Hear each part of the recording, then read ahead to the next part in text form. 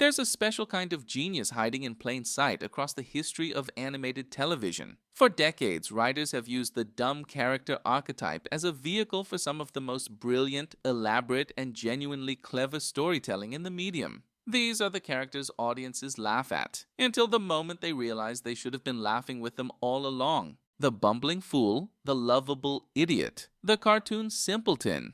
Each one occasionally pulls back the curtain to reveal a mind operating on a frequency nobody else can quite track. What follows is a deep dive into 10 of the most jaw-dropping moments when a so-called dumb character revealed a plan so intricate, so perfectly executed, or so philosophically sophisticated that it reframed everything the audience thought they knew. These aren't accidents or lucky breaks. These are plans, and they deserve to be taken seriously.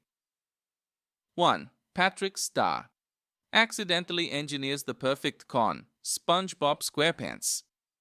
For most of his screen time, Patrick Star exists as a monument to cheerful incomprehension. He lives under a rock, literally, and has delivered some of the most gloriously nonsensical lines in cartoon history. He once forgot his own name. He struggled to understand the concept of doing nothing. He is, by every observable metric, the dumbest resident of Bikini Bottom. And yet, in the episode The Card, Patrick possesses a rare, ultra-valuable holographic trading card that SpongeBob desperately wants to protect. Throughout the episode, Patrick subjects the card to increasingly catastrophic abuse, dragging it across gravel, using it as a spatula, nearly destroying it a dozen times, while SpongeBob spirals into complete panic. At the very end, the card is revealed to be in perfect condition, and Patrick delivers the line. "You can't always expect my usual brand of stupidity. I like to mix it up." The implication is staggering. Was Patrick performing an elaborate psychological exercise in teaching SpongeBob not to be so anxiously controlling? Was every near disaster calculated? The episode refuses to confirm or deny it, and that ambiguity is the genius. Patrick understood something that took SpongeBob the entire episode to learn. That obsessive protection of things you love often causes more damage than letting go. Whether it was deliberate or not almost doesn't matter. The lesson was delivered perfectly, and Patrick was the one who delivered it. 2. Homer Simpson beats a corporate giant through sheer accidental genius. The Simpsons. Homer Simpson is television's most celebrated idiot.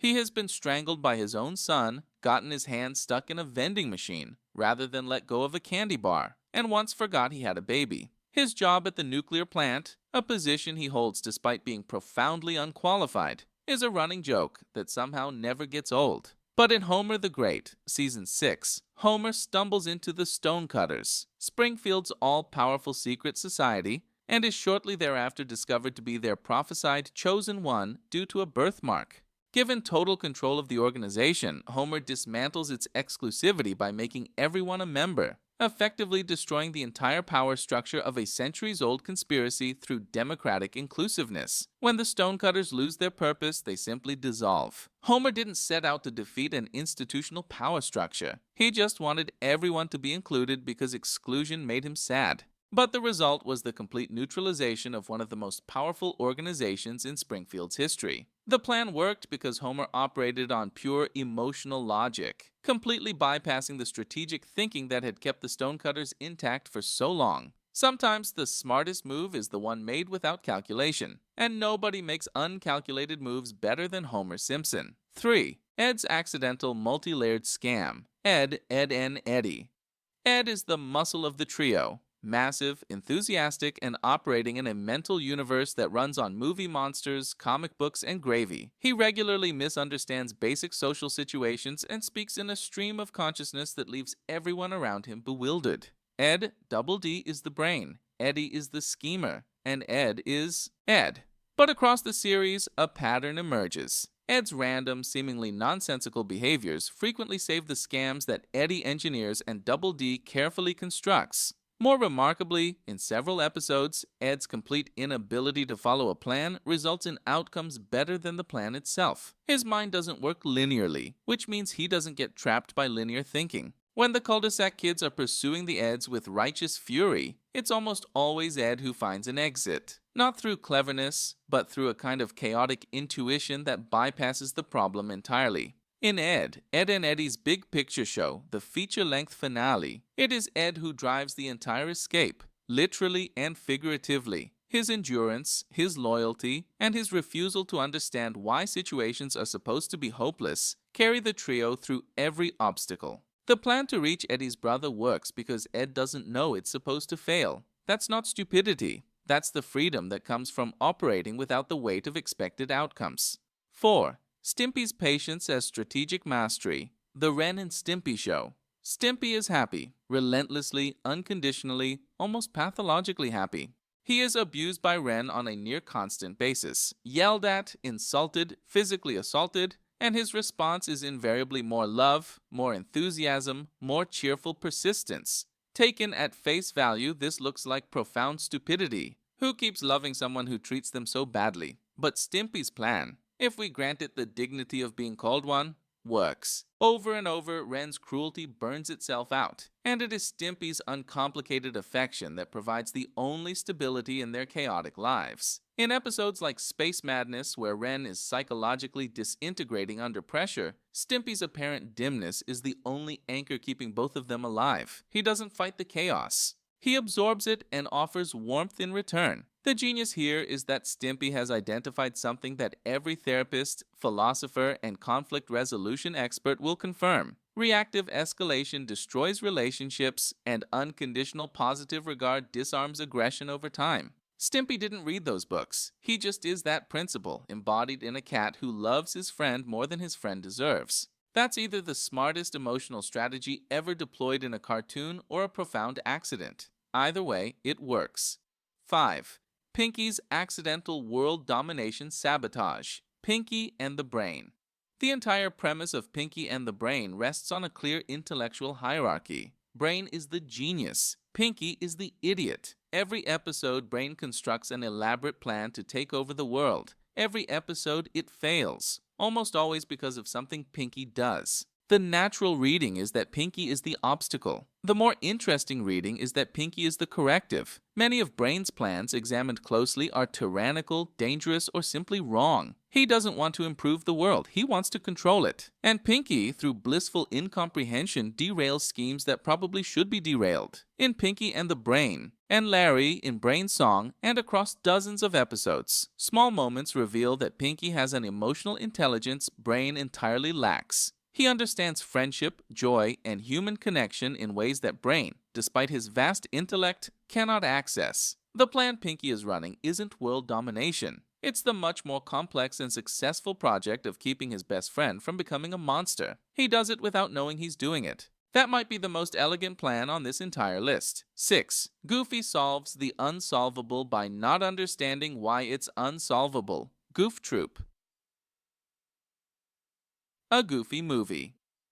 Goofy has been Disney's lovable disaster since the 1930s. He falls off things, breaks things, misunderstands things with breathtaking consistency. In A Goofy movie, his relationship with his son Max is in crisis. Max is a teenager who finds his father profoundly embarrassing, and Goofy, trying desperately to connect, engineers a cross-country road trip that goes almost immediately wrong. What Goofy understands, operating beneath all the slapstick, is that the only way to rebuild their relationship is time and proximity. Every detour, every disaster, every wrong turn forces Max to stay present with his father. The fishing trip, Goofy's childhood memory, his father's legacy, becomes the framework through which two people who have stopped understanding each other find their way back. By the film's end, Max is not just reconciled with his dad, he's participating in the tradition, casting his line in the same water. Goofy couldn't have engineered this outcome with a clever plan. A clever plan would have been negotiated, resisted, and escaped. His bumbling sincerity made it inescapable. He wanted connection badly enough that the universe, or at least the screenplay, conspired to deliver it. That's not stupidity, that's love, which is almost always smarter than strategy. 7. Courage the Cowardly Dog's fear as perfect threat assessment. Courage the Cowardly Dog. Courage is, by the show's own framing, a coward. A small pink dog who is terrified of everything and exists in a state of near constant panic. His owners, Muriel and Eustace, routinely dismiss his warnings. The audience is invited initially to find his fear comedic. But here is what the show slowly reveals. Courage is always right. Every monster, every stranger, every ominous occurrence that Courage panics about turns out to be exactly as dangerous as he feared. His threat assessment is flawless. He is not a coward. He is the only character in Nowhere with an accurate model of the world. His stupidity is in fact the only operational intelligence in the show. More than that, Courage consistently executes complex, creative solutions under extreme psychological distress. He disguises himself, builds machines, researches supernatural threats, and faces down horrors that would break anyone. Not because he isn't afraid, but because his love for Muriel is stronger than his fear. The plan Courage runs in every episode is the same. Assess the threat accurately, find a solution nobody else would think of, and protect the people he loves at whatever cost to himself. That's not a coward. That's a hero wearing a coward's costume. 8. Scooby-Doo and Shaggy's hunger as perfect monster bait. Scooby-Doo, Shaggy, and Scooby are the designated cowards of Mystery Inc.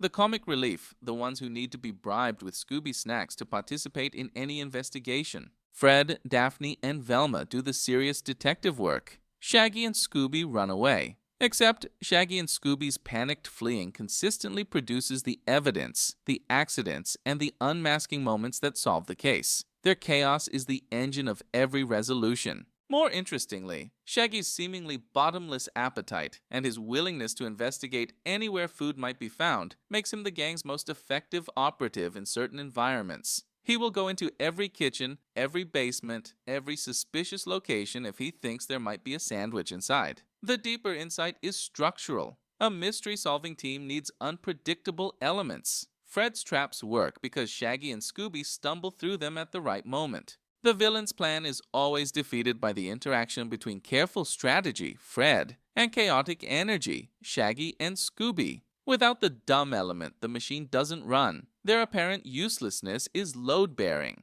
9. Fry's lack of a delta brainwave as accidental evolutionary advantage. Futurama Philip J. Fry is sweet, earnest, and not particularly sharp. He was a pizza delivery boy in 1999 who got frozen and woke up in the year 3000, and he has never quite caught up. He makes bad decisions constantly. He is outthought by robots, aliens, and most of his coworkers on a regular basis. But in the episode The Why of Fry, it is revealed that Fry's lack of the delta brainwave, a direct result of being his own grandfather, in one of the show's more baroque time travel tangles, makes him the only being in the universe completely immune to the brain spawn, a species of giant floating brains that can neutralize all intelligent thought. Every genius in the universe is helpless against them. Fry, because he is not quite smart in the conventional sense, is the only one who can act. He doesn't just stumble through a victory, he makes a choice, a genuinely selfless, cosmically significant choice, to sacrifice his knowledge of these events to protect the universe. The man everyone wrote off as the least consequential person in any room turns out to be the hinge on which the entire universe turns. Futurama makes this point repeatedly. Fry's limitations are specific, not general, and the universe was shaped, possibly by design, to need exactly what he has to offer. 10. SpongeBob's optimism as structural reality manipulation. SpongeBob SquarePants.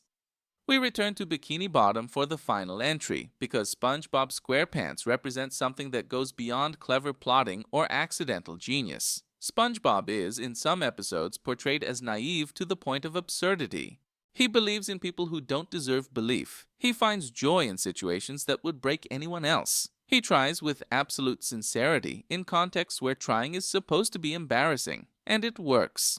Across hundreds of episodes, SpongeBob's refusal to accept a pessimistic reality changes that reality. His enthusiasm recruits reluctant helpers. His belief in people draws out behavior they didn't know they were capable of. His joy is structurally generative. It creates the conditions for outcomes that shouldn't be possible. The Krabby Patty isn't just good food. It's infused with genuine love for the craft, and everyone who eats it knows the difference.